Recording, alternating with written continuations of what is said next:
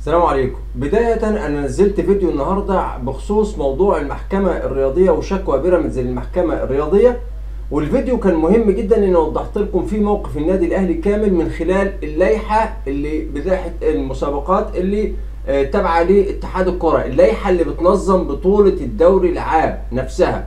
قلت لكم وريتكم بالنص الحالات اللي تعتبر انسحاب والقرارات المحصنة، كل ده بالكامل وضحته في في الفيديو اللي فات اللي هو نزلناه من شويه كده.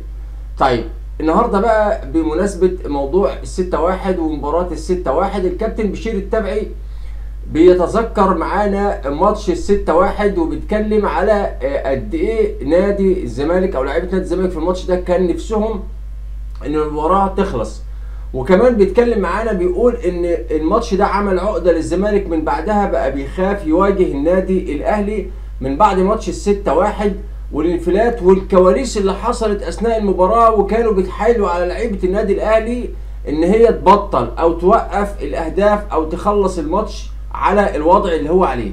تعال نسمع جزء منه عشان معايا فكره مهمه جدا عايز اقول لكم عليها. طب بشير المساحات يعني حسيت ان اليوم ده مش يومكم امتى؟ بص، هو في اي توقيت؟ خالد وقع منه حاجه دلوقتي. بص يا مجيب، قبل الماتش ده احنا جمهور الزمالك بيقول لك ان احنا هنكسب 2-3 احنا قبل الماتش. ايوه. لا، احنا مش هنبقى راضيين، مش كفايه، لان احنا كنا يعني في الموسم ده او في الفتره دي في حته ثانيه خالص، والنادي الاهلي ما كانش في احسن حالاته. وخالد يقول الكلام ده والكلام ده اتقال كتير. يعني احنا نازلين كان في عجرفه من الراجل، يعني الراجل مش فارق معاه، قال لك يعني اهلي، ما انا كسبت الاهلي اول ما جيت، كان 2-1 كنا بقى لنا 6 سنين ما كسبناش الاهلي، وده الاهلي لعبتي. حتى يعني رضا سيكا كان جاي عامل جراحه وبقاله لسه 3 شهور ما نزلش ملعب. اتفرج على الراجل من بعض لعيبه معينه، العب هيلعب ده. وانت شفت الخلل اللي كان موجود في، انت لسه بتقول الدربكه والحاجه اللي مش مظبوطه في خط الظهر مظبوط، واللي ساعدك اكتر ان انت بتبقى جاي من تحت شايف كل حاجه، وانت لما بتيجي وشك خالد يعني اسرع، مش اسرع لعيب في مصر، اسرع واحد في افريقيا كمان لما بيجي من تحت بالكوره، فجاي شايف كل حاجه. زي ما خالد قال، احنا كنا بنلعب، يعني انا ابقى هنا وخالد مثلا اروح اقطع كل ده ما بلحقش، فبشيل. وبرده الجول الاولاني جه والثاني والثالث، واحنا برده هنجيب وهنكسب. احنا بعد 3 يعني مش 3-1 والله العظيم. انا شفت برده بعض الوشوش، طبعا هيحصل بقى طبعا الاسفاف دلوقتي. بعض الوشوش بتاع لعيبه النادي الاهلي يعني مرعوبين، واحنا خاسرين 3 واحنا برده خارجين من الملعب. مش متخيل. خلي بالك 3-1 كان في الزمالك مضيع كورتين. انا لسه جونين. بقول احنا برده مش متخيل المباراه تطلع كده. وشوف بقى العكس، اول مره في حياتي وكانت اخر مره كنا بنتمنى ان الماتش يخلص بسرعه 6 كفايه يعني طب قلت كلمت مع بيبو في الملعب ما قلتلوش كلمه كفايه؟ ما شفتوش بيبو اصلا، ما حدش كان شايف فينا عشان يتكلم فين. يعني انا كنت شفت خالد بيبو، يعني كان قريب منه كنت موته. ما حدش شايف كل واحد حاسس ان هو في غيبوبه.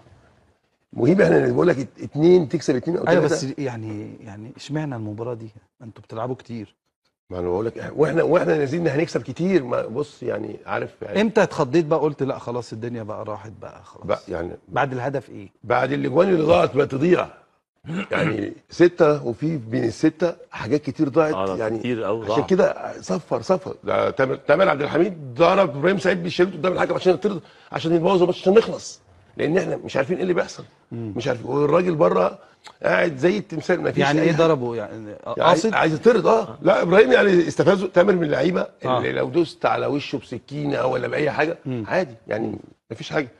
اول مره اشوف تامر يعني، او الجمهور كله اللي فاضي شوف تامر بقول لك علني شلوت والحكم واقف. يعني انت فاهم، كله عايز يخلص. حسيت خلاص طب نخلص، صفر كتير. يعني ممكن برضه لو طول المباراه نشيل كمان 3-4. في جوان ضاعت كتير ما تضيعش. طبعا المباراة دي عشان بس في بعض الأجيال اللي هي لسه شابة يمكن ما تكونش حضرت التفاصيل دي، كانت 2001. المباراة دي كانت في قيادة الأسطورة مانويل جوزيه، وكان فيه موجود الكابتن خالد بيبو اللي هو مسك مدير كرة فترة بعد الكابتن سيد عبد الحفيظ، وكابتن خالد بيبو ده أحرز سوبر هاتريك 4 أهداف في المباراة دي. عشان تكونوا عارفين الأهلي ما خدش بطولة الدوري في المباراة دي. اللي خد بطولة الدوري هو الزمالك. المباراة دي في السنة دي كان في موجود حسام وابراهيم حسن مع نادي الزمالك، وفي السنة دي الزمالك اخذ بطولة الدوري، وفي السنة دي الاهلي ما اخدش بطولة الدوري رغم انه فاز على الزمالك في الموسم ده رايح جاي، لكن الاهلي كان في الفترة دي 2001 اللي هو اخذ فيها على فكرة بالمناسبة دوري ابطال افريقيا في مباراة النهائية قدام جوهانسبرج، نادي جوهانسبرج جنوب افريقيا، اخذ دوري ابطال افريقيا 2001 برضه في عهد مانويل جوزيه. انطلق بقى الاهلي بعدها في السنة دي للاسف بعد الموسم ده ما انتهى النادي الاهلي اقال مانويل جوزيه، رغم ان هو كان بيعد الفريق، كان في عهد ماسك مدير الكرة في الوقت ده الكابتن المرحوم طارق سليم، وكان مفيش وفاق بينه وبين الكابتن مدير الفني اللي هو مانويل جوزيه، كان بيعتبر ان هو عنده نوع من العنطزه او العنجهيه شويه، عشان كده اقالوا مانويل جوزيه، وجابوا بعدها مدرب اسمه بونفرير هولندي مسك النادي الاهلي في موسم 2002 والنتائج ما كانتش جيده ما كانتش احسن حاجه، لحد ما رجع تاني مانويل جوزيه في 2004 وبدات بقى مرحله العصر الذهبي للنادي الاهلي مع مانويل جوزيه لحد 2008 لما اخذوا دوري ابطال افريقيا 2005 و2006 وخسر في 2007 من الترجي، ورجع خدوا 2008 و2010 امام القطن الكاميروني. دي كانت مسيره حافله مع مانويل جوزيه بكل امانه، ورجع طبعا مانويل جوزيه بعد كده لتجربه ثانيه مع النادي الاهلي، لكن الفتره دي كانت من انجح الفترات لمانويل جوزيه مع النادي الاهلي، وهو عمل بصراحه اكبر قدر من البطولات في الفتره دي مع النادي الاهلي، وعمل تاريخ كبير جدا مع النادي الاهلي. لا زالت جماهير النادي الاهلي كل ما تفتكر مانويل جوزيه تفتكر ماتش 6-1 واللي كان موجود على رأس الاداره الفنيه في الزمالك مدير فني الماني اسمه اوتو فيستر، كان بيتكلم بتعالي جدا قبل المباراه، وكان بيقول لك ان ماتش الاهلي ده في جيبي، ولذلك بصراحه كانت صدمه قويه جدا جدا على مانويل جوزيه في المباراه دي. افتكر على اوتو فيستر في المباراه دي، افتكر ان ابراهيم حسن وهو طالع كان بيشاور بالحذاء لجماهير نادي الزمالك وهو طالع من المباراه بعد ما انتهت المباراه 6-1.